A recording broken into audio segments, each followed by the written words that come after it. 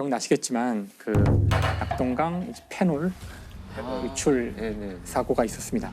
경북 구미공업단지 내 전자에서 발암물질 페놀이 영남 지역 주민의 식수원인 낙동강으로 대거 유출됐습니다.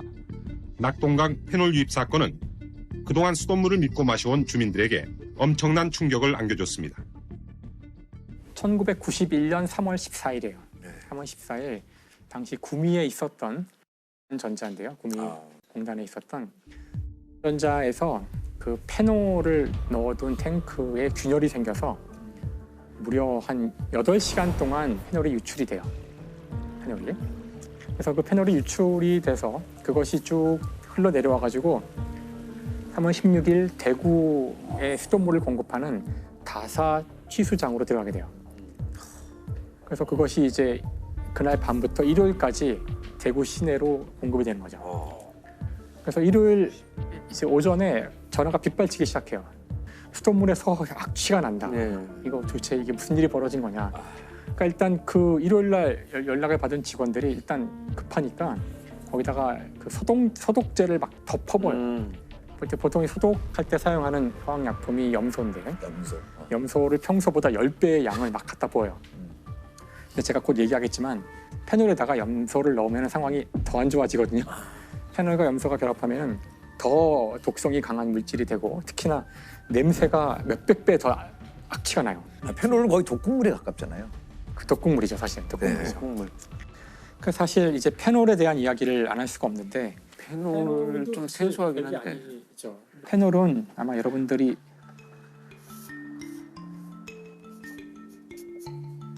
여기에 페놀이에요. 아까는 여기 이렇게 가지가 이렇게 있었는데 그렇죠. 네, 그냥 그런 프로포폴이고요. 네. 산소와 수소인데 OH. 여기 그렇죠. 여긴 탄소고 수소, 산소밖에 없는 아주 단순한 구조물이죠. 네. 근데 이 페놀은 사실 독이에요, 독. 그래서 이게 언제 이제 독으로서 이게 그 악명을 떨치게 되냐면은 나치 독일. 나치 얘기가 많이 나오네요. 그렇죠. 나치 독일 사실 그 나치즘의 핵심이 우생학, 우월주의잖아요. 인종 우월주의이기 때문에 그 독일 안에서도 나쁜 그 유전자를 가진 집단을 솎아내야 한다는 거예요. 게르만 민족이 더 좋아지기 위해서는. 그래서 그 장애를 가진 사람들을 전쟁이 시작된과 동시에 다 죽여버리는 그런 학살하는 학살이죠. 정책이 그 작전이 바로 T4 프로젝트인데요. 그때 사용한 게 페놀이에요.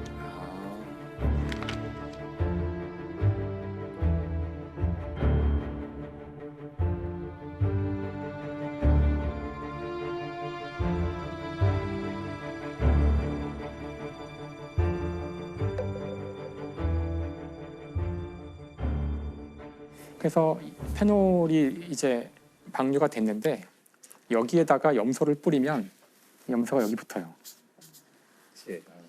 그럼 이제 이거는 클로로 이제 페놀이라 그러는데 클로로페놀은 더 독성이 더 강하고 이건 보통 소독제나 소독약, 뭐 제초제 이런 데 쓰는 거예요. 아마 들어보셨을 수도 있어요. 가끔 보시면 그 세제에 써 있어요. 클로로페놀이 들어있다고. 그러니까 페놀이 왔는데 거기 염소를 더 투입해서 보낸 거죠, 가정으로. 이게 간 거예요. 끔찍한 일이 벌어진 거죠. 지난 주말부터 시작된 대구 시내 수돗물 악취 사태는 230만 시민에게 수돗물에 대한 듣기 어려운 불신감을 심어주면서 가게의 생수가 동인하고 골짜기마다 물을 때리는 사람들로 메워지고 있는가 하면 배앓이나 두통 등을 호소하는 사람이 헤아릴 수 없이 많고 음식점이나 다방, 각종 식품 제조업체 등에서는 냄새로 못쓰게 된 상품을 모두 잃어버려 손해 대상을 청구할 움직임까지 보이고 있습니다.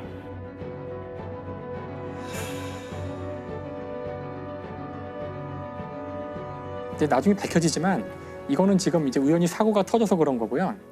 그 전에도 사실 계속 페놀을 이제 방출해왔다는 사실이 알려지게 돼요. 이 과정에서 실제로 그 이 사건이 일어나기 전 해인데 이미 1990년 10월에 그 해서 이 페놀을 처리하는 기계가 있어요. 2개의 기계가 있는데 하나가 고장이 났대요. 그러니까 이제 쌓이고 있었을 텐데 그걸 그냥 무단 방류했다는 걸 나중에 알게 돼요. 그래서 그때 방류한 양이 325톤을 계속 이제 방류를.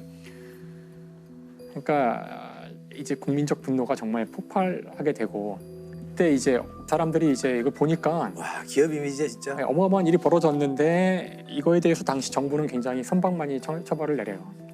그러니까 조업 중단 뭐 30일 일단 하고, 근데 30일의 조업 그 중단을 채우지도 않고 20일쯤 지났을 때 정부에서는 이거를 그냥 풀어줘요. 그러니까 뭐 수출에 문제가 생길 수도 있다, 뭐 고의성이 없었다 이런 이유로 풀어주게 되는데,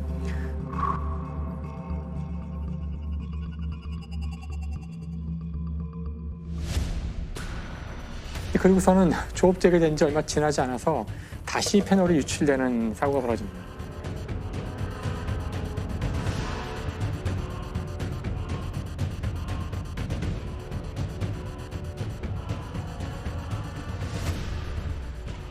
당시 이제 노태우 정권이었는데요. 환경처의 장관과 차관을 동시에 다 경질을 다 시켜버립니다. 그러니까 이제 정부도 이제는 화가 난 거죠. 그 결국은 대가를 전자주 치르게 되고요. 시에도 이거를 처리하는 데 들어간 비용에 대해서 배상을 하게 되고, 다음에 시민들한테도 1인당 얼마씩 해서 배상을 하게 되고요. 그 이후에도 이제 계속 소송을 치르게 돼가지고 여기서 막대한 이제 손해를 입게 되죠.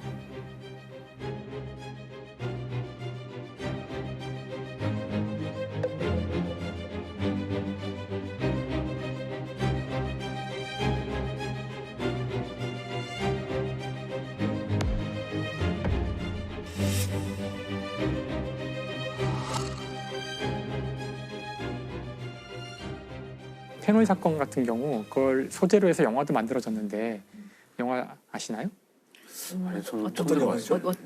예, 삼진그룹 영어 토익반. 네, 삼진그룹. 그게 그 네. 얘기구나. 아, 맞다. 토익반이라고. 맞아요. 예. 아, 그 코미디 영화 아니에요? 아, 제목만 알아가지고 무슨 그러니까 영화의 전반부는 말씀하신 대로 그 직원들이 영어 시험을 잘 봐가지고 좀 승진을 해볼까 하는 이제 이야기로 시작하는데, 이제 그러다가 우연히 그 회사에 페놀 방류를 목격하게 되는 거죠. 말단 직원들인데, 근데 그들이 결국은 그 이 회사를 고발하고 이 문제 해결하게 되죠. 근데 실제 이 영화는 모티브를 가져오긴 했지만 실제 그 진행과는 상당히 다르게 완전히 독자적으로 해석한 좀 대로 후련함을 주는 영화긴 한데 굴러가는데요. 현실은 그렇지 못하죠.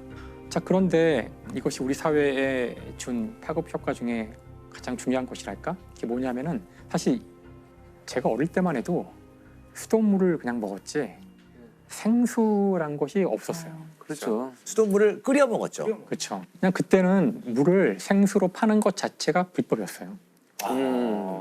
물 같은 거를 누군가 파는 사람이 있으면 그건 이제 오히려 법으로 제재를 해야 했던 시절이었던 거죠. 공이 김선달처럼. 그럼요. 사람들이 근데 이제 이 낙동강 페놀 사건이 터지자 이제 물 못 먹겠다.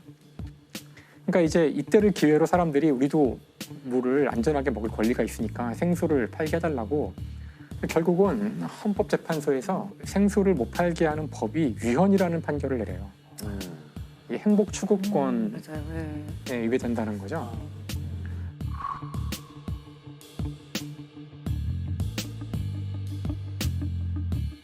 그래서 1994년 3월 8일자로 위헌 결정을 내리게 됩니다. 그러니까 생수 판매를 금지하는 법이 잘못되었다는 거죠.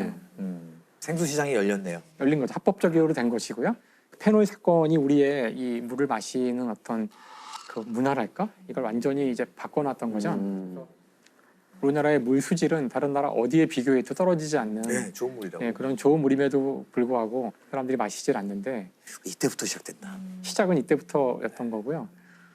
근데 이렇게 뭐 나름대로는 이렇게 잘 정리가 된 사건이 있는가 하면 우리나라의 거의 첫 번째라고 할 수 있는 또 하나의 환경 그 재앙이 하나 있었는데, 네. 이거는 잘 알려지지도 않았고 네. 다음에 제대로 처리도 안 된 게 하나 있어서 소개해드리려고 해요.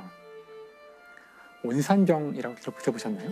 온산병이요. 온산병. 온산병. 저도 처음 들어보는데. 온산. 그렇죠. 1974년에 그 아마 저희는 아는 이야기인데 제 3차 경제개발 5개년 계획, 그러니까 박정희 정권 때 했던 거죠. 그 3차의 핵심은 중화공업 육성이었고요. 그래서 울산의 석유화학공업단지 같은 게 만들어질 때예요. 온산에도 단지가 만들어져요. 울주군 온산인데요. 공장에 들어선 건 75년 정도부터 이제 들어서기 시작하고요. 네. 78년부터 아프다는 사람이 나오기 시작하는데 그냥 무시. 그래서 이것이 이제 기사화되고 사람들이 문제를 제기한 것은 1985년이에요. 아, 야, 한참 늦었네요. 네. 그러니까 그때 이제 그 단지에서 나온 아마 독성 물질일 텐데 그것이 아마 바다로 흘러 들어갔을 거고 주로 바다에 있는 양식장이나 거기서 일하는 해녀나 일하시는 그 어부들 이런 분들이 이제 문제를 제기한 거예요. 네. 몸이 아프다고. 당시 이제 일본의 이타이 병을 조사하던 유명한 학자가 있는데 한국에 와서 이제 조사하고 일본도 이렇게까지 빠른 속도로 많은 사람이 아픈 적은 없었다. 그러면서 한국형 이타이 끔찍하네요, 진짜. 모르니까 그런 병이 알려져 있는 거죠. 水俣はもう極めてこう中枢神経を中心にだから水俣病ではないと思うんですね。 한 대학병원에서 혈중 카드뮴 농도를 측정한 결과 원산병 환자들은 병원 직원보다 무려 9배나 높게 나왔습니다. 당시 카드뮴 함유량이 높았던 원산공단 주민들이 원산병에 걸렸고 오늘까지 각종 병으로 고통받고 있다는 반증입니다. 이건 과학자들이 가서 조사한 적이 없기 때문에 네. 기자들이 남긴 인터뷰랑 이런 것밖에 없어요.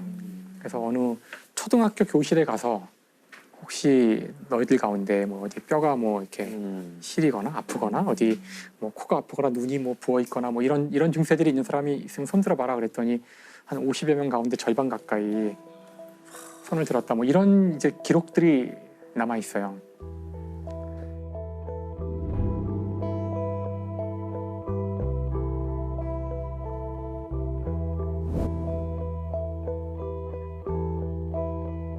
(1985년 1월) 한국일보에서 그 원산에서 벌어지는 일에 대해서 이제 기사화를 하거든요. 그러자 환경처에서는 바로 그 다음 날 이건 공해와 상관이 없다는 발표를 하게 되고 사실 말이 안 되는 거잖아요. 네. 그리고서는 이제 10일 동안 역학조사를 해요. 그리고서 아니나 다를까 10일 후에 다시 공해병이 아니라는 판단을 내리게 되죠. 근데 정말 이상하게도 그로부터 10개월이 지난 다음에 그러니까 1985년 10월 달이죠. 10월 달에 주민 3만 7천 명을 이주시켜요. 당시 세금 무려 1,200억을 들여가지고 막대한 돈을 들여서 주민들을 이주시킵니다. 그러니까 완벽한 은폐네요. 2주만 은폐가 된 시키고. 거죠. 그러니까 계속 사시게 놔뒀다가는 더 아파질 테니 2주로 마무리한 거네요. 2주 시킴으로써. 여전히 왜 그런지는 얘기 안 해요. 얘기 안 해요. 사실 지금도 몰라요. 지금도 구체적으로 어떤 정말요? 물질이 어느 정도의 문제를 일으켰고 잘 몰라요. 지금도. 동네 하나가 그냥 없어져 버린 거지. 그냥 사람들이 흩어져 버린 거죠. 그러니까 뭐 이걸 추적할 길도 없고.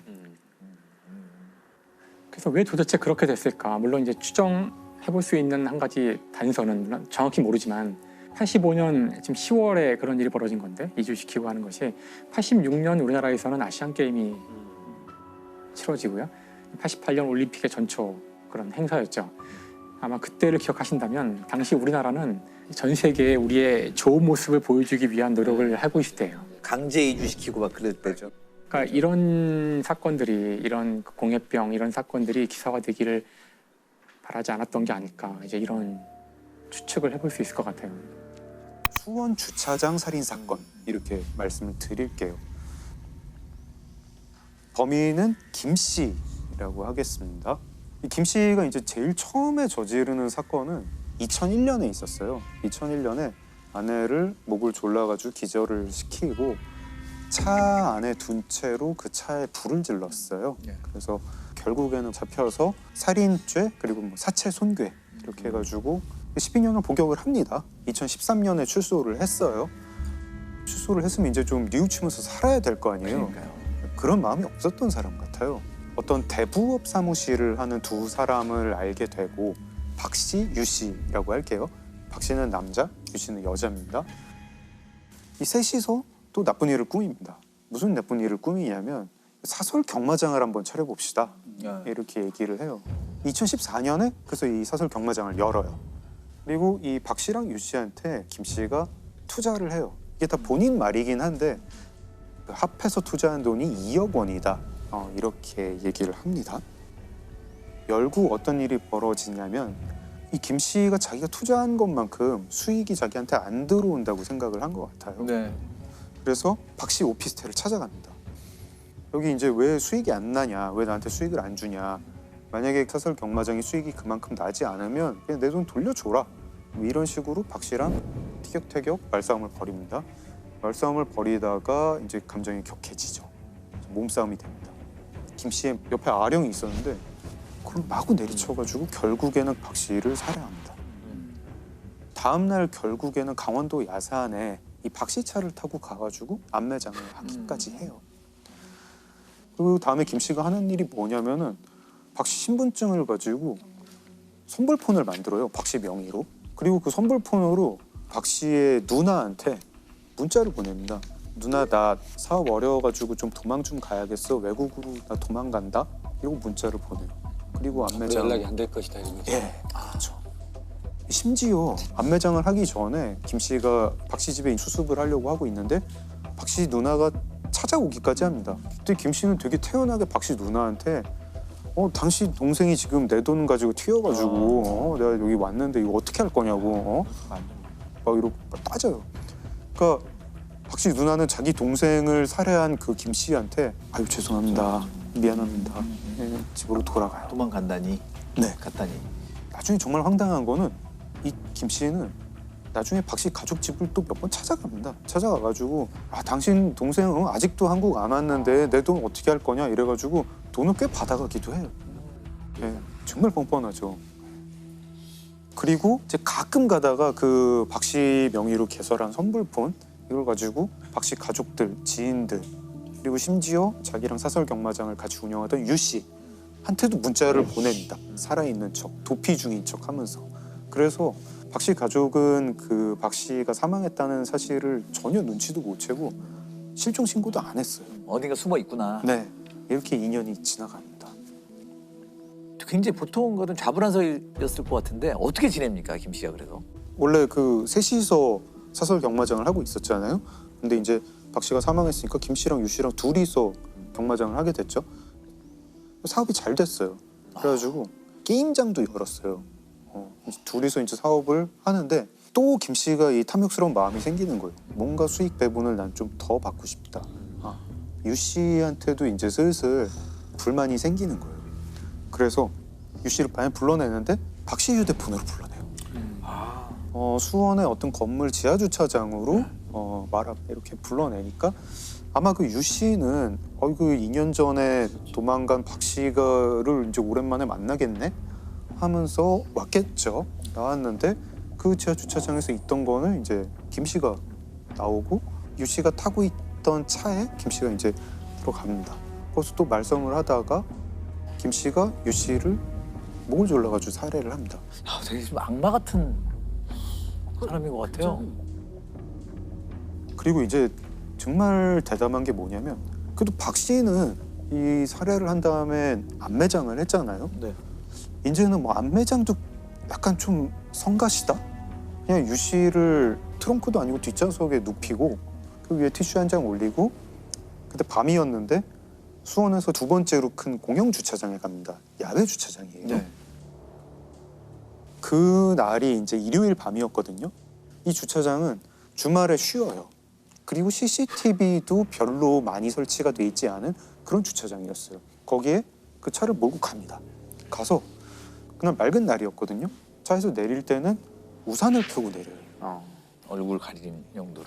새벽 1시에 또 그 박 씨 선불폰으로 자기가 알던 변호사 사무실 직원한테 문자를 보내는데 문자 내용이 형님 제가 같이 일하던 여자를 죽였어요. 지금 그 시신을 수원의 무슨 공영 주차장에 차에 뒀는데 차 번호가 이거예요.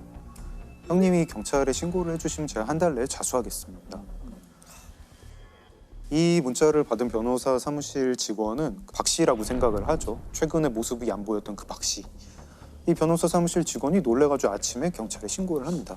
그 수원 공영 주차장에 갔더니 그 번호 차가 있어요. 봤더니 이제 어느 여인이 뒷좌석에 누워 있고 얼굴에는 티슈가 덮여 있고 목 절려 죽은 것 같아 보이는 상태로 사망을 했죠. 오늘 오전 10시쯤 수원시 한 공영 주차장에서 60살 여성이 승용차 뒷좌석에서 숨진 채 발견됐습니다. 경찰은 오늘 오전 지인인 여성을 살해한 뒤 차 안에 방치했다는 내용의 문자 메시지를 받은 신고자의 제보로 수색을 했다고 밝혔습니다. 경찰이 이제 수사하는데 이제 제일 먼저 하는 거는 그 문자 보낸 박 씨라는 사람 찾아야죠. 근데 좀 이상한 거예요. 이 박 씨는 외국에 있다고 하는데 박 씨 휴대폰은 국내에 있어요. 그렇죠, 기지국 그렇죠. 국내에 있고 휴대폰 통화 내역을 봤는데 모든 사람과 문자로만 소통을 하고 이 박 씨는 뭐 이렇게 한의원을 주기적으로 가가지고 뭐 물리치료를 받는 사람이었다고 해요. 최근 2년새 받은 적이 없고 신용카드 쓴 적도 없고 너무 생활 반응이 없는 거예요. 네. 소위 이제 생활 반응이라고 하는 것은 이제 법의학에서 얘기하는 생활 반응하고는 완전히 다른 의미인데 생존 반응이라고 이제 쉽게 해석을 하죠. 우리가 지금 이 시대를 살아가면서 흔적을 안 남길 수는 없어요. 그러니까요. 신용카드, 휴대폰, 기지국, 그다음에 뭐 교통카드, 특히 이제 의료는 전혀 안 남길 수가 없고 그런데 이런 것들이 전혀 나타나지 않는다는 것은 이 사람이 문제가 있다는 거예요. 아마 제가 볼 때는 지금 이미 수사팀에서는 휴대폰만 나오고 나머지 생존 반응이 없다라고 하는 것은 이 사람한테 문제가 있다는 것을 이미 포착을 했는데 그 정도 막연한 거 가지고 지금 체포를 못하니까 아마 증거 자료를 수집하고 있는 단계라고 생각을 합니다. 사실 뭐 이렇게 생존 반응이 없으니까 경찰에서 수사하면서 뭐 그렇게 오래 걸리지도 않았어요. 금방 알았어요. 이거 산 사람이 아니구나. 누가 이 폰을 가지고 문자를 보내고 있구나. 누굴까? 근데 이게 너무 쉬운 게 김 씨 핸드폰이랑 박 씨 핸드폰은 늘 기지국이 같은 거예요. 그럼 김 씨죠. 바로 체포를 합니다. 거기서 다시 나오네요. 그리고 그 우산도 참 뭐 오히려 덜미를 잡게 해준 게 우산을 비닐봉투에 넣는 게 CCTV에 잡히거든요. 그리고 조금 있다 보니까 김 씨 집 주변에서 김 씨가 그 똑같은 비닐봉투를 들고 있는 게 또 잡혀요. 그래가지고 뭐 이거 두 개 맞으니까 데려다 놓고 이제 피의자 신문을 하죠. 경기도 수원의 공영 주차장에서 60대 여성을 살해한 남성이 2년 전에도 살인을 저지른 것으로 드러났습니다. 동업자를 살해한 혐의를 받고 있는 60살 김모 씨가 결국 2년 전 돈 문제로 다투다 박 씨를 살해해 강원도의 한 야산에 묻은 혐의도 털어났습니다. 이 사람은 2001년에 교도소에 가서 2013년에 나왔잖아요.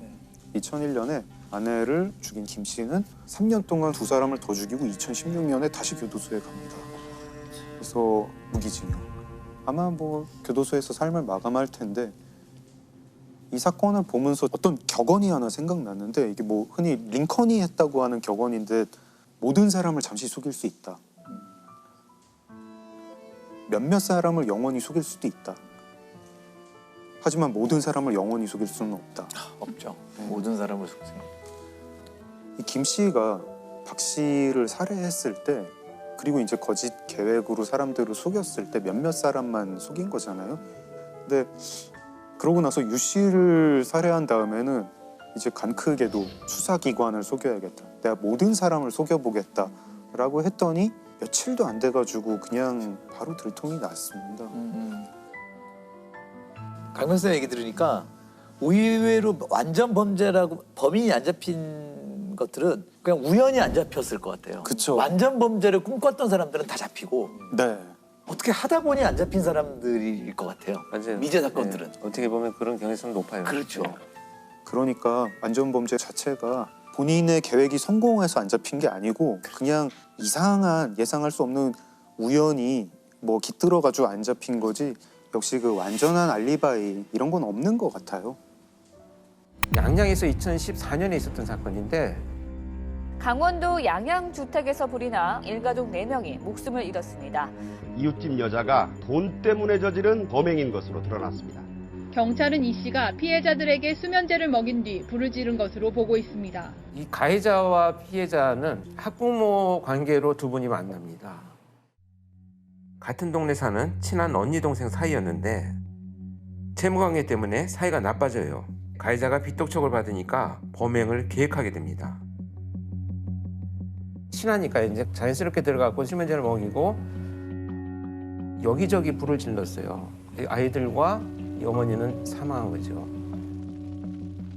불이 나니까 주변에서 신고를 했어요. 신고를 했는데 가해자인 이 사람이 소방이 도착하는 순간에 막 달려들어서 저 안에 사람이 있다고 막 구호를 해달라고 막 이렇게 목격자인 행세를 하기 시작을 합니다.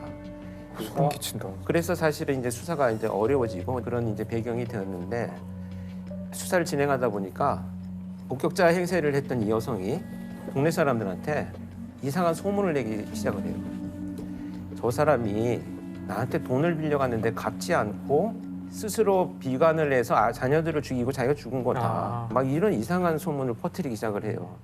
경찰이 화재가 다 진압되고 나서 다시 한번 집을 수색하자라고 하는 과정에 신발장 안에서 이 돌아가신 분이 자기한테 돈을 빌려간 게 아니고 이 사람이 돈을 빌려간 차용증이 발견된 거예요. 그것이 발견되면서 이제 반전이 일어나죠.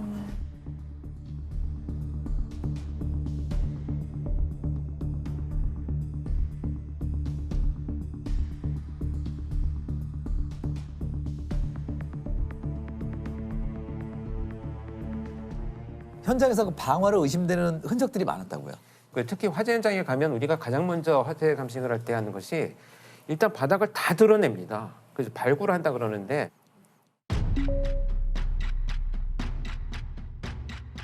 정말 삭하고 호미 이런 걸 갖고 와가지고 싹 다 드러내요. 그리고 바닥을 보기 시작을 하는데 이나무질을 막 이렇게 뿌리잖아요. 물결 형태의 흔적들이 그대로 남아 있어요.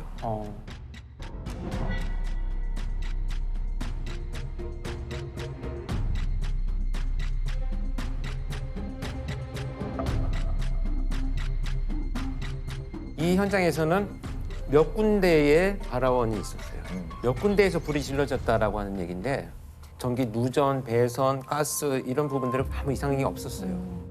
많은 경우에 사실 자연적으로 일어나는 그런 거는 주로 전기 합선이 가장 많거든요. 전기 합선으로 이제 불이 일어났을 땐 단락흔이라고 하더라고요. 단락흔이란 거는 이제 합선 같은 걸로 아주 높은 온도의 그 발화가 시작된 거예요. 보통 2, 3천 도 가까운 온도가 된대요. 구리 녹는 점이 1000도거든요. 그러면은 그 구리 선이니까 구리가 녹아서 완전히 구형 상태가 돼요. 그랬다가 굳어요. 그러면은 이게 동글동글한 방울처럼 생긴 반짝반짝거리는 흔적을 남기게 돼요. 처음에 만약에 이런 단락흔이 있으면은 누전이나 뭐 이런 합선 이분하고 알 수 있는 거고 그런 게 하나도 없으면은 적어도 전기에 의한 건 아닌 거죠. 두 번째는 피해자들이 어디에 위치해 있는가거든요. 대부분 장구적인 노력을 할 때 보면 뭐 어디로 가겠습니까? 뭐 욕실이나 물이 있는 곳으로 가죠. 싱크대, 욕실, 창문 이런 데서 발견이 되는 것이 정상적인 과정인데 그냥 바닥에 흩어져서 사망해 있었기 때문에 피해자들의 호흡기를 검사를 해봤더니 전부 검정매가 다 묻어서 나왔어요. 그러니까 호흡을 하고 있었다는 건데 이렇게 숨을 쉬고 있으면서도 불구하고 장구적인 노력을 못했다면 약물이나 기타 뭐 여러 가지 범죄 피해를 이미 당했을 가능성이 있으니까 부검 시에 약물 검사를 훨씬 더 많이 의뢰를 하죠. 지금 이 사건에 있어서는 다량의 수면제들이 발견이 됐기 때문에 계획적인 범죄다 이런 판단을 할 수 있는 단서가 돼 있는 거죠. 가해자는 이 사건 전에도 방화를 저질렀죠. 네, 그렇습니다. 이게 사실 이제 수사에서 더 밝혀진 것이 이 사건이 나기 3일 전에 자기하고 살고 있는 내연남을 방화 살인을 시도한 흔적이 또 발견됐어요. 지난달 강원도 양양에서 방화로 일가족 4명을 숨지게 한 40대 여성이 같은 수법으로 자신의 내연남도 살해하려 한 것으로 드러났습니다. 경찰은 내연남의 보험금 1억 7천만 원을 가로채려고 범행을 저지른 것으로 보고 있습니다. 근데 이 불을 이용했다라고 하는 것은 어떤 그 심리적인 성향과 아주 깊은 관련이 있다고 봐요. 그래서 가해자 같은 경우에도 방화로 평상시에 스트레스를 풀어왔던 것으로 보여져요. 지금 5년간 1년에 한두 번 정도는 자기가 화상을 입은 흔적들도 나타나고 있거든요. 이건 불을 지르다가 자기가 화상을 입은 흔적이다 이렇게 볼 수가 있는데 아마 이런 사람들은 그 빛들 이런 것들로 인해서 궁지에 처해 있는데 이걸 해소하는 방법 중에 하나가 방화가 선택되었다 이렇게 보여집니다. 결국 이제 자신한테 친숙한 이 방화라는 방식을 범행 도구로 사용한 것이고요. 방화범은 어떤 처벌을 받을까요? 방화범은 일단 태운 대상이 무엇이냐에 따라서 죄명이 많이 달라져요. 대표적인 게 현주 건조물 방화죄라고 사람이 지금 살고 있는 건조물 또는 주거를 위해서 사용되는 뭐 선박, 기차까지 다 포함을 해서 이런 것들을 이제 태웠을 때 현주 건조물 방화죄가 되고요. 사람을 상해하게 이르거나 또는 사망하게 되는 결과까지 나오게 된다면 이것도 일반 살인죄보다 법정형 자체가 더 높아요. 사형 무기징역 또는 7년 이상의 징역이기 때문에 상당히 높게 처벌하고 있어요. 이미 형법으로도. 결국 양형은 어떻게 받았나요? 그래서 결국은 이제 사형이 구형이 되고 무기징역으로 선고가 났죠. 그래서 그만큼 위험성이 있고 계획적인 범죄다는 것을 법정에서도 인정한 사건이 되겠습니다. 오피스텔에서 34kg의 앙상한 시신이 발견된 이른바 오피스텔 살해 사건 피의자들에게 보복 살인 혐의를 적용해 검찰에 넘겼습니다. 전 여자친구를 집요하게 스토킹하다 살해한 김병찬이 보복살인 혐의가 적용됐습니다. 보복살인 혐의를. 보복살인에 보복 범죄 혐의를 적용하기로 했습니다.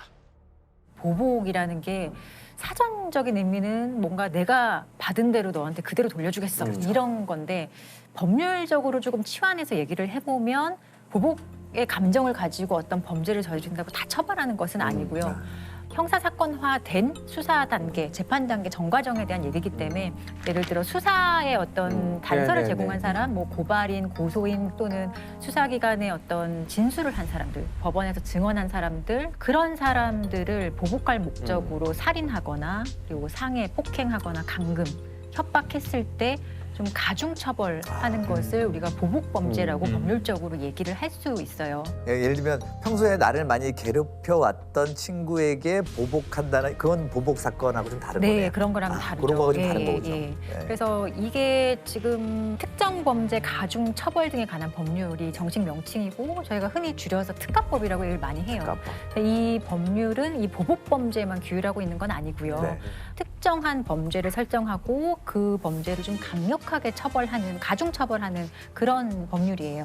일반 형법상의 살인죄가 사형, 무기징역 또는 5년 이상의 징역인데 이 보복 범죄의 형량은 사형, 무기징역 또는 10년 이상의 징역이에요. 그러니까 사실상 2배 이상 높게 처벌은 하고 있는. 하한이 10년. 하한이 10년. 그거 알아야겠어요. 잘 알아야 되죠. 이렇게 보복범죄에 대한 처벌이 좀 강화되게 된 계기가 있나요? 그 법정 증인 살해 사건이라고 있거든요. 법정 증인 살해 사건. 예, 말 그대로 법정에서 증언하고 나오는 사람을 살해한 사건이에요. 법원 앞에서. 법원 앞에서요. 법원 서울 동부지방법원 앞에서 그것도 대낮에 6월이면 얼마나 밝은 대낮이었겠어요. 법원에서 증언을 마치고 나오던 증인이 법원 앞에서 3명의 괴한이 휘두른 흉기에 찔려 숨졌습니다. 범인들은 서울지방법원 동부지원 앞길에서 증언을 마치고 나오는 임 씨를 기다리다 노점상 좌판에 놓여있던 식칼로 임 씨의 목을 찔러 숨지게 했습니다. 대낮에 그것도 법원 검찰청사 앞 대로상에서 일어난 어이없는 사건이었습니다. 살해된 임 씨는 오늘 오후 검찰 측 증인으로 법정에 나왔고 피고인에게 결정적으로 불리하게 증언한 점이 범인들로 하여금 흉기를 휘두르게 한 것으로 보여집니다. 사실 이 사건의 발단이 되는 거는 그 어떻게 보면 좀 사소한 사건일 수도 있어요. 왜냐하면 이 이제 피해 남성이 주점을 운영하고 있었던 사람이라고 해요. 근데 이 사람의 업장에서 그 재판받게 된 사람이 와서 좀 무전취식도 하고 행패를 부렸다고 해요. 그래서 이런 거 당연히 가만히 있지 않겠죠. 그래서 경찰에 신고를 하고 그 행패 부리고 무전취식한 사람이 그날 재판을 이제 받게 되었던 거거든요. 재판하면서 그 피해자는 그날 있었던 일에 대해서 피해자의 입장에서 증언을 했던 상황이었고 그리고 함께 법정 방청석에서 들었던 피고인 측 사람들이 따라 나온 거죠. 무슨 뭐 마피아 얘기도 아니고 한국에서 무슨 영화에서 나오는 장면이잖아요. 불과 90년에 있었던 사건이기 때문에 어떻게 보면 얼마 되지 않은 사건이에요. 30년 좀 넘네요. 예. 법원 앞이라는 건 검찰청도 바로 그 앞에 있었다는 얘기고 그 경찰서도 사실 얼마 떨어지지 않은 거리였어요. 이 사람들에게는 그냥 법치주의라는 게 없는 거예요. 예. 이 당시 분위기가 어땠을까요? 90년도에. 당시에 이게 검찰 입장에서도 상당히 충격적이죠. 왜냐하면 검찰 측 증인이 나와서 증언을 했는데 바로 법원 앞에서 살해를 해. 굉장히 어떻게 보면 검찰 입장에서 망신을 당한 거기도 하고 모욕을 당한 거기도 하고. 형사 절차나 국가의 공권력에 대해서 정면으로 도전하는 범죄잖아요. 그래서 이 검찰 측에서도 이 사건 우리가 직접 엄중히 수사하겠다.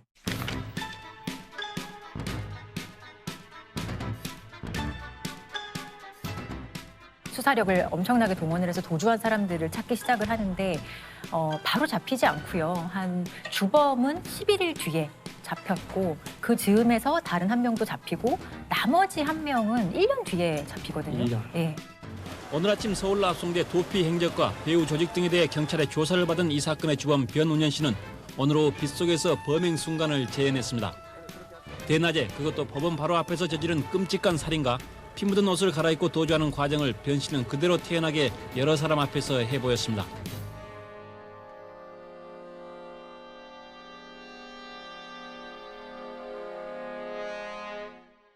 그리고 이 사건을 계기로 이제 이 보복 범죄를 강하게 처벌해야 될 필요가 있겠다라는 어떤 좀 사회적인 합의도 좀 달라졌겠죠, 기존과는. 그래서 이런 상황에서 법정에 내가 나가야 될 상황이 있다면 누가 이렇게 편한 마음으로 증언을 할 수가 있었겠어요. 그래서 근데 이 보복 범죄는 좀 다른 거랑 다른 것 같아요. 이건 사법 체계 전체에 대한 테러이기 때문에 이거는 사실 우리가 이제 사적인 제재를 사적 복수가 금지되고 또 문명화를 거치면서 국가가 형벌권을 행사하는 모습으로 바뀌는 거잖아요.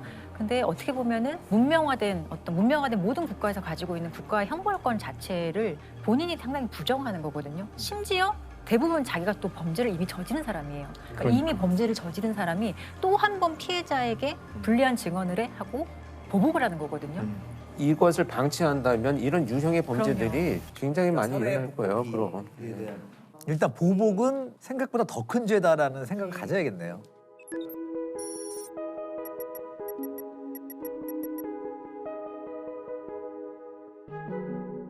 또 최근에 마포에서 감금 사건이 있어요. 이것도 전형적인 보복 살인이에요. 왜냐하면 범죄의 동기 자체가 뭐야, 네가 감히 나를 신고해? 거기서부터 이게 발현이 잘못된 거죠. 엄청나게 앙심을 품고 감금하자. A씨를 오피스텔에 가둔 뒤 학대에 숨지게 한 혐의를 받는 20대 남성 2명이 경찰에 긴급 체포됐습니다. 폭행을 당한 피해자가 고소를 하자 피의자인 남성 2명이 이에 보복하고 사건을 무마하기 위해서 고소 취하 계약서를 작성하게 하고 고소를 취하한다는 문자를 경찰에 보내게 한 것으로 조사됐습니다. 여기서 멈추지 않고 감금과 폭행은 이어졌고 결국 피해자는 영양실조 상태로 숨진 채 발견됐습니다. 발견 당시에 성인 남성인데 34kg에 불과했다고 해요. 근데 지금 최근에 이제 경찰에서 신상 공개되는 김병찬 사건도 범죄의 동기 자체가 나를 스토킹 범죄로 신고했다는 거. 전 연인을 스토킹하다 살해한 혐의로 구속된 김병찬. 김 씨가 피해자를 5달 동안 집요하게 스토킹하다 신고를 당하자 보복을 한 것으로 피해자는 경찰 조사를 하루 앞두고 김 씨가 휘두른 흉기에 숨졌습니다. 그는 겁만 주려고 우발적으로 저지른 범행이라고 주장했지만 미리 치밀하게 준비한 정황도 확인됐습니다. 피고인들이 공통적으로 보복살인죄로 이제 기소가 되면 법정에서 하는 말이 보복할 목적은 아니었습니다라고 얘기를 하거든요. 보복할 목적만 없어지면 일반 살인죄로 이제 처벌이 될 수 있기 때문에. 그 말을 판사님이 다 이렇게 받아주나요? 피고인의 고의라는 건요. 범죄의 고의라는 것은 내 내심의 정말 의사를 말하는 게 아니라 그거는 법률에서는 별로 중요하지 않아요. 근데 보복 목적 없다고 하더라도 드러난 사실이 뭐 예를 들어 신고 이후에 뭐 흉기를 준비했고 어떻게 계획적으로 뭘 했고 그 동기가 범행 신고였다라는 게 좀 명확해지면 사실 그런 변명은 형량을 높이는 자충수밖에 되지 않아요. 뉘우침이 없다 이러니까. 보통 보복 범죄자들의 특징이 있을까요? 최근에 교도소에서 온 편지들을 몇 차례 받은 사례가 있어요. 무려 한 20년이 지난 사건인데도 시종일관 나도 나쁩니다. 그러나 이렇게만 나를 건드리지 않았으면 내가 여기 있지 않았겠죠. 이것을 끝없이 주장을 하는 걸 보면 내 탓이 아니고 상대방 탓을 하는 이것이 가장 뚜렷하게 나타나요. 제가 본 특징은 상당히 계획적이다, 계획범이다. 오히려 왜냐하면 감정적이라기보다는 계획적이다. 아주 그거를 차곡차곡 쌓아서 어떻게 할지를 미리 계획을 하거든요. 그러니까요. 그냥 우발적으로 막 가서 지르는 애들이 거의 없어요. 내가 받은 상처를 얼마나 고통스럽게 돌려줘야 될지에 대해서 많은 준비를 하고 실행을 하죠. 근데 그 치밀함으로 잘 살면 될 텐데. 그러니까 그건 내가 하고 싶은 말이죠. 강릉에서 2012년 8월에 일어난 보복 살인 사건이 있어요. 강원도 강릉에서 한 50대 남성이 자신이 운영하던 상점에서 숨진 채 발견됐습니다. 그런데 경찰에 붙잡힌 피의자는 정말 뜻밖의 인물이었습니다. 이것도 사실은 그 사건의 발단이 되는 것은 피해자와 가해자의 어떤 우연한 차량 접촉 사고에서부터 시작이 됐던 사건이에요. 접촉사고로? 네, 접촉 사고가 이제 났고 피해자가 나와서 가해자한테 이렇게 차량 번호를 이렇게 수첩에 적으면서 운전 좀 똑바로 하시지 뭐 그랬어요. 이런 식의 얘기를 해요. 근데 사실 그 순간에도 가해자가 조금 자기 감정을 좀 주체하지 못하였던 사람인 것이 그런 말을 한다고 차를 몰고 피해자의 그 무릎을 박아요. 차량으로 가서. 그리고 나와서 그 자리에서? 그리고 피해자를 막 이렇게 폭행하거든요.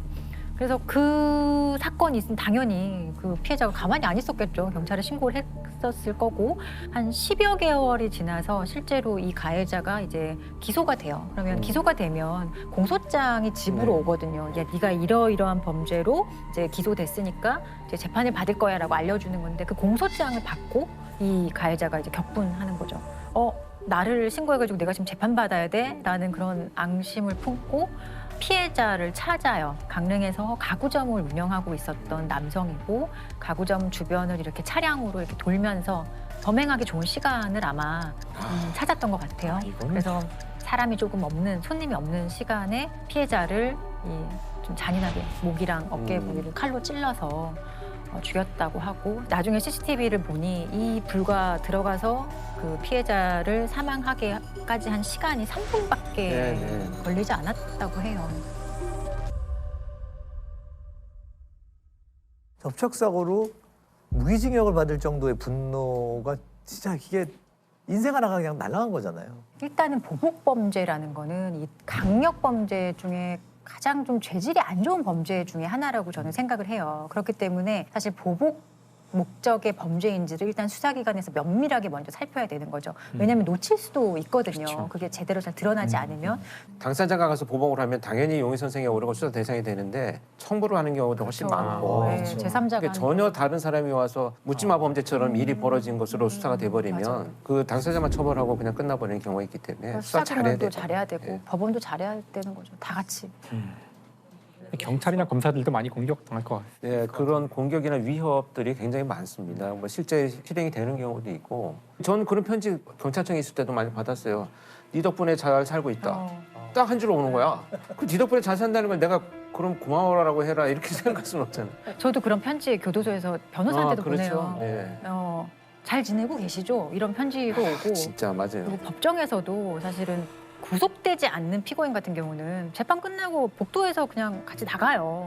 이렇게 복도를 막 제가 가고 있었는데 저한테 나중에 봅시다 이렇게 되게 무섭게 얘기를 했어요. 근데 죄명이 되게 안 좋았어요. 안 좋고 사실은 무서울 수 있는 상황인데 저 찌질한 놈을 내가 이겨야겠다 이런 오기가 발동해서 제가 따라가서 잡아가지고 어디서 물 건데 이런 식으로 끝까지 제가 지지 않으려고 했어요. 근데 솔직히 변호사로서 법정에서 만난 그 피고인들은 세상 찌질이에요. 정말 제가 봤을 때 너무 찌질하고 법정에 와서 그 악어의 눈물을 막 흘리고 말도 안 되는 얘기하고 그래서 저는 정말 피해자들한테 꼭 해주고 싶은 말이 그렇게 생각하는 것만큼 대단한 사람이 아니야 라는 얘기를 저는 항상 해주거든요. 주변에 도움을 받고 한 발자국만 뒤로 와서 상황을 좀 바라봤으면 좋겠어요. 경북 상주 농약 사이다 사건입니다. 경북 상주의 한 마을회관에서 음료수를 마신 할머니들이 의식을 잃고 쓰러져 중태에 빠졌습니다. 국과수 감정 결과 음료수에는 살충제 성분의 농약이 들었던 것으로 확인됐습니다. 무색 무취의 농약이라서 할머니들이 농약이 섞여 있다는 것을 모른 채 음료수를 마셨던 것으로 보입니다. 때는 이제 2015년 7월 14일이고요. 마을회관에 할머니 7분이 모입니다. 7월이니까 덥잖아요. 그렇죠. 아우 더우니까 목마르다. 뭐 먹을 거 없나? 마실 거 없나? 하고 냉장고 문을 열어요. 사이다가 페트병으로 있었는데 뚜껑이 사이다 뚜껑이 아니라 자양강장제 뚜껑으로 닫혀 있었어요. 할머니 한 분이 그걸 꺼내 와가지고 밥그릇에 돌려가지고 나눠 드십니다. 나눠 드시는데 한 분은 내가 집에서 마가루를 이제 물에 타가지고 마시고 와가지고 난 안 먹겠다. 이러면서 한 분은 안 드세요. 드시고 나서 조금 있다가 한 분, 두 분 쓰러지세요. 한 분, 두 분 쓰러지고 할머니들이 이제 쓰러진 채로 구토를 해가지고 토사물이 얼굴에 뒤덮이고 하도 한 분은 이제 그 구토를 격렬하게 하셔가지고 틀니가 빠질 지경이 돼요. 제일 젊었던 할머니가 비틀거리면서 나가요. 마을회관 옆집에 살던 할머니가 마당을 기어다니던 할머니를 보고 형님 왜 그래요? 이러면서 119에 신고를 합니다. 그 마을회관 안에는 할머니 5분이 계속 발작을 하고 계신 거예요. 근데 그 안에 할머니 5분이 있다는 걸 구급차가 몰라요.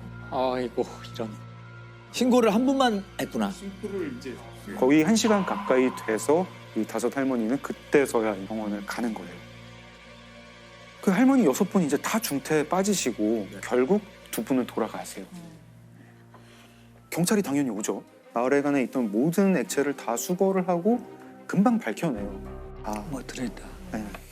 사이다와 특정 성분의 살충제가 섞여 있었다. 이거는 그러면은 계획적인 범죄고 살인 범죄다. 수사를 하죠. 마을 입구에 CCTV가 있어요. 외부인 온 사람들을 다 수색을 해요. 근데 외부인 중에는 없는 것 같아요. 외부인 중에는 없는 것 같고, 그럼 내부인인가? 이 마을 너무 작아가지고 마을 사람들 다 서로 알고 다 형님 동생하고 누가 그렇죠. 원한 가진 사람도 없는데 이게 어떻게 이럴 수가 있지? 자연스럽게 의심의 방향은 왜 할머니가 7분이 모였는데 한 분만 사이다를 안 드셨나? 안 드신 분. 네. 그 안 드신 분한테 이제 수사 초점이 모아가게 되죠. 수사를 할 때 의심스러운 부분들이 많이 나와요. 그 할머니가 타고 다니는 전동 휠체어가 있는데 거기서 농약 성분이 나오고 이 할머니 옷에서 그 살충제 성분이 나와요. 제일 또 의심스러운 거 하나가 그 할머니 집의 그 마당 뒷뜰에 뚜껑 없는 자연강장제가 나오고 그 자연강장제 안에 살충제가 성분이 나와요. 그리고 할머니 집에서 자연강장제가 9병이 더 나오는데 그 9병이랑 마당에서 발견된 한 병이랑 유통기한이랑 제조번호가 같아요. 같은 세트네요. 네, 같은 세트. 10개짜리 한 상자를 사서 하나를 마시거나 비우고 거기에 살충제를 넣어서 마을회관에 가서 사이다를 탄 거 아닐까? 이제 경찰이 이 할머니를 용의자로 특정을 하고 체포를 합니다. 저는 경찰청에서 제가 근무할 때여서 투입이 됐어요. 이분이 마을회관으로 가는 동선이 늘 있어요. 네. 늘 있는데 공교롭게도 그랬는지 아니면 자기가 범행을 하려고 하는 긴장도 때문에 그런지 그날 다른 곳으로 가요.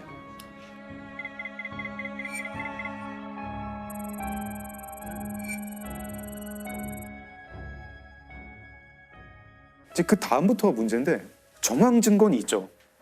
정황 증거는 있는데 물증이 없어요. 그 자연강장제에서 할머니 지문이나 DNA가 나오지도 않고 사이다병에서 나오지도 않아요. 그리고 할머니가 그 살충제를 사이다에 섞는 게 CCTV에 찍힌 것도 아니고 그걸 본 사람도 없어요. 할머니도 자백하지 않아요. 안 그랬다고 그러시고. 할머니는 끝까지 나는 절대 그러지 않는다. 강력범죄의 어떤 성향이 있는 분들도 아니고 하니 계기만 만들어주면 잘 자기가 이 범죄가 왜 저질러졌는지에 대한 동기를 스스로 밝히고 자백을 할 줄 알았는데 끝까지 완강하게 결국은 마지막까지 이렇게 자백하지 않고 갔는데 그렇게 해서 국민참여재판을 신청을 하게 돼요. 여태까지 이제 국민참여재판으로 한 사건 중에 제일 긴 사건이에요.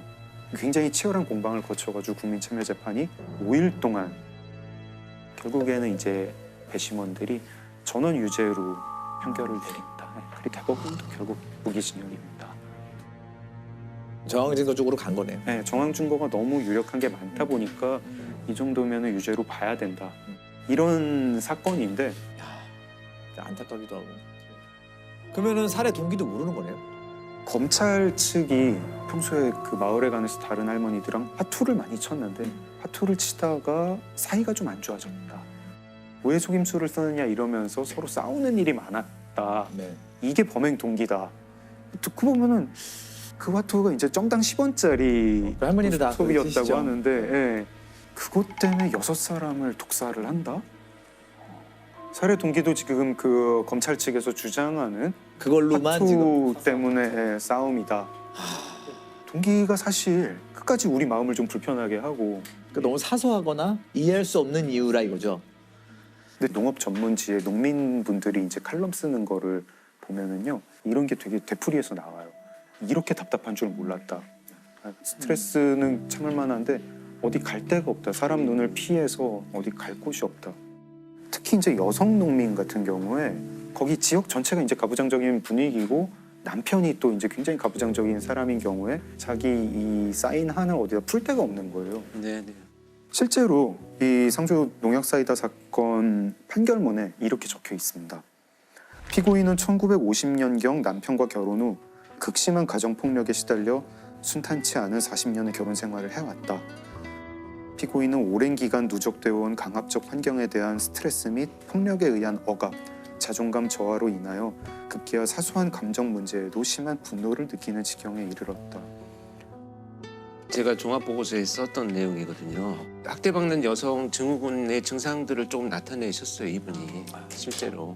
그 문제로 인해서 이분이 자기가 뭔가 침해받는 것에 대해서 너무 예민한 반응을 해오셨어요. 그러니까 분노나 이런 건 조절이 잘 안 돼 있고 내 텃밭에 누군가 옆집에서 팔을 한 2단만 여기 심어놓게요 해도 뽑아서 막 던져버릴 정도로 이제 감정이 극단적으로 왔다 갔다 하는 약간 문제가 있어서 이게 누적되어 와서 나를 무시하고 속여 나를 계속 뭐 이런 것이 이제 촉발되었다고 보는 거죠.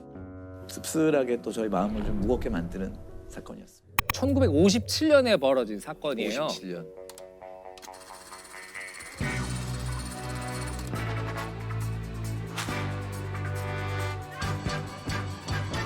이승만 대통령이 자녀가 없었어요. 그러다 보니까 그 핏줄, 내 자식이 있었으면 좋겠다 이런 생각들이 있었는지 당시에 비서였기도 했고 당시 국회의원이었고 나중에 이제 부통령이 되는 이기붕 일가. 이기붕 씨의 아들 이강석. 네, 이강석을 양자로 드리게 됩니다.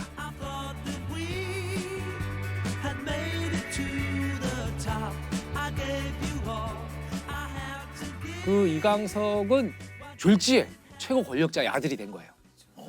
아들이 되면서 이제 이 사람이 행패를 부리기 시작하는데 백주 대낮에 헌병 정복을 입은 헌병 뺨을 때리고 파출소에 들어와서 막 집기를 파손하고 막 행패를 부려도 그걸 막을 수 있는 사람이 아무도 없었던 거예요. 그리고 또 이 이강석이 이제 그 서울대 법대 편입을 시도했다가 서울대 재학생들의 강한 반발로 또 무산된 적이 있고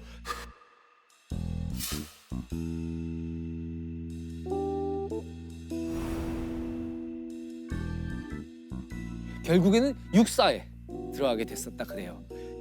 그때 당시에는 워낙 그 초법적인 권력을 등에 업었는데 생부인 이기붕이 또 어떤 상징이었잖아요. 그렇죠. 이 이강석의 횡포가 날이 갈수록 심해질 무렵에 경상북도 일대에 이강석이 등장을 합니다. 요 57년도 요 해가 태풍으로 이 수해를 많이 우리나라가 입었던 그 해래요. 근데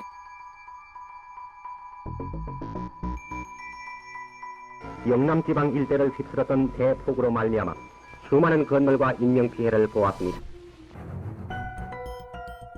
이때 이제 대통령의 아들인 이강석이 등장을 해서 우리 아버지의 분부를 받고 몰래 지방의 수해 피해를 조사하러 왔다. 뭐 이렇게 해서 이제 나타나게 되는데 이 이강석이 경북 일대를 돌아다니면서 지역에 있는 경찰서장들을 만나고 지역 유지들을 이제 만나게 되는데 이 사람들로부터 뜯어낸 금액이 50만 환. 50만 환인데 어느 정도냐? 당시 1만 원이면은 쌀 한 가마니를 살 수 있었대요. 그러니까 지금 한 가마니가 한 25만 원 정도 한다 그러니까 1,250만 원? 아니 근데 그때는 쌀 한 가마니의 가치가 쌀 한 가마니는 엄청 힘든 거였죠. 한 달 월급이었을 거냐? 맞아. 한 달 월급에 쌀 한 가마니. 이 이강석이 그 경북 일대를 이렇게 해집고 돌아다녔는데 사실 이 이강석은 가짜 이강석이었던 거죠. 가짜 이강석. 사칭한 거네요. 그렇죠. 이 사람 누구냐? 당시 22세였던 강성병. 근데 이 사람이 원래는 이제 집안이 부유하게 살다가 이제 또 대학 입시 서울대 법대를 시험을 봤다가 또 떨어져요. 그리고 또 다른 대학에 봤다 떨어지고 가뜩이나 심란해 있던 차에 아버지 사업이 망해가지고 집안의 가세가 완전히 기울어 버려요. 그러면서 그때부터 이제 세상을 비관했다 그럽니다. 그러던 차에 어느 날 자기 주변 사람들이 야, 너 그거 봤어? 그 신문 좀 봐봐. 그 대통령의 양자가 된 이강석 사진이 신문에 이제 딱 뜬 거예요. 자기랑 너무 닮은 거야. 얘도 닮은 걸 이용했구나. 자기가 봐도 닮은 거예요. 자, 그때 당시의 사진을 이 사람이 실제 이강석. 이 사람이 이제 강성병 씨. 비슷하네요. 얼굴이 비슷하죠. 눈매가 비슷하네. 얼굴이 비슷하죠. 그래서 이제 이 가짜 이강석이 경주 시내의 다방에 갔다가 우연히 경주 경찰서장을 보게 돼요. 그때 결심을 했다 그래요. 내가 한번 이강석으로 사칭해 볼까? 그리고 서장님이시죠. 그런데요. 저 대통령 양자인 이강석입니다. 난리 나지. 난리 나지. 이 가짜 이강석이 내가 아버지의 특별 분부를 받고 지역 시찰을 하고 있는 중이다. 이러니까 이 경주 서장이 아이고 어떻게 이렇게 귀하신 몸이 여기까지 막 난리가 난 거야. 그래서 이제 이 경주 서장님이 경주 최고급 호텔에 모시고 관용차를 운전기사까지 딸려가지고 서장님이 직접 다니면서 불국사 관광을 시켜드립니다. 요것이 다부탑, 요것이 석가탑, 요것이 천마총.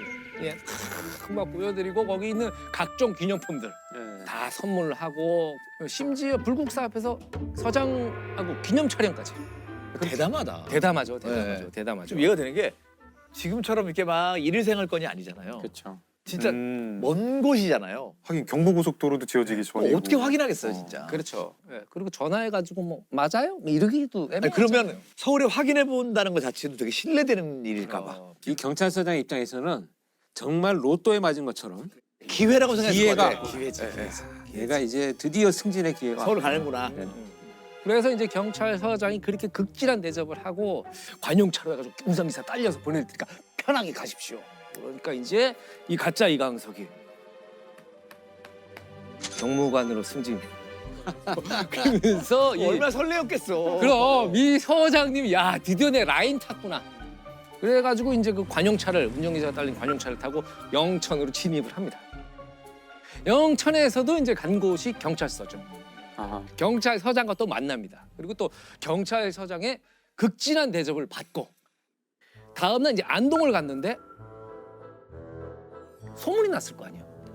경찰서장들끼리다. 소문이 났을 거 아니에요. 그러다 보니까 이제 다음날 이제 숙소에서 딱 깼는데 안동에 경찰서장이 안동 소재 기관장들을 모두 대동하고 문안 인사를 하러 이 숙박 시설에 찾아오고. 근데 이때 이제 근데 내가 이 수재민들한테 좀 쌀을 사줘야 되는데 미처 그 돈을 못 갖고 왔네. 그러면서 이제 여기서 또 돈을 뜯어내요.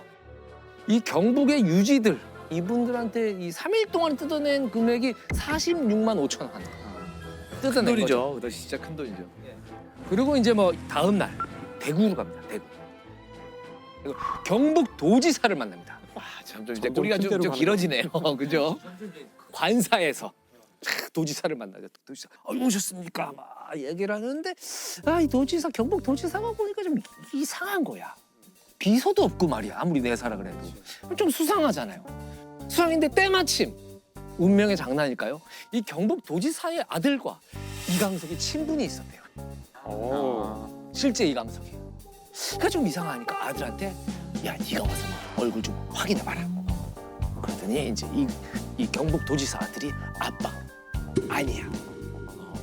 강석이 아니야. 3일 만에 체포가 됩니다. 이 사기 행각 3일 만에. 그리고 이제 그 대구에서 이제 재판이 열립니다.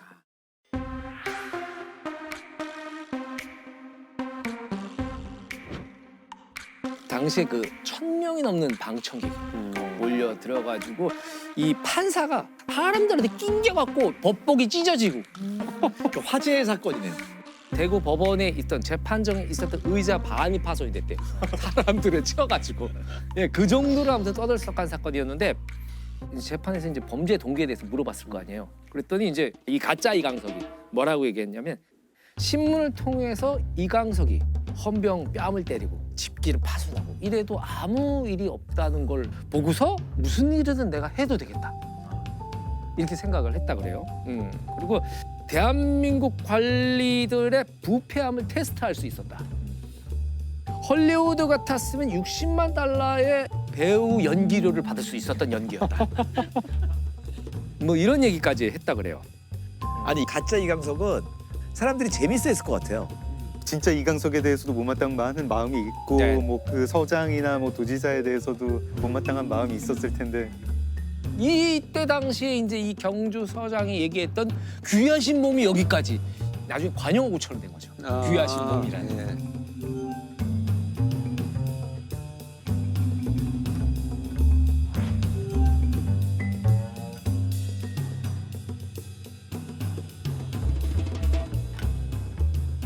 극진히 접대했던 관료들도 사실은 굉장히 벌을 받아야 되는 사람들 아닌가요? 네, 맞아요. 그래서 근데 그 5명의 경찰 고위 간부들은 감봉이나 견책 정도 되는 걸로 마무리됐다 그래요. 강성병 씨 징역 10개월을 선고받았어요. 10개월. 근데 좀 아이러니컬한 거는 그 4.19 혁명으로 이승만 대통령이 하야했잖아요. 그리고 그 이강석이 권총으로 이기붕과 어머니하고 자기 동생을 사살하고 자기도 이제 권총으로 자살하는 그런 사건이 있었는데